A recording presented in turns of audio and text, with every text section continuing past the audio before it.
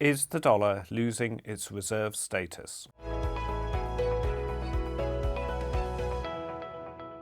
Good morning and welcome to Morning Markets. Since World War II, the dollar has been the most widely held reserve currency, and the US Treasury market has been the deepest and most liquid government bond market. Most economists would argue that this primary reserve status brings benefits to the US, including cheaper borrowing costs and a tendency for the dollar to appreciate in times of market stress. However, the Trump administration is focused on the costs of reserve status. They argue that overvaluation of the dollar is making US manufacturing less competitive, and wide US trade deficits are the result. This explains their determination to impose tariffs on those countries with whom the US has large trade deficits.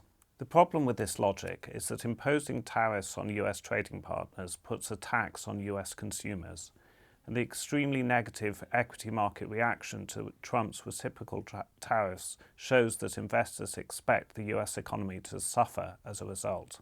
Investors have not only shunned US equities but also US Treasuries, and this has undermined the safe haven status of the latter. Selling of all US assets has also meant that, in contrast to previous periods of market turbulence, the US dollar has weakened. In short, the reserve status of the US dollar and US Treasuries is slipping.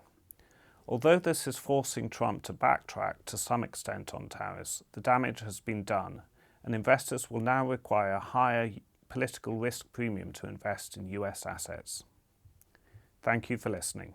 This video is not a recommendation or personal financial advice. With investing, your capital is at risk. Investments can fluctuate in value, and you may get back less than you invest.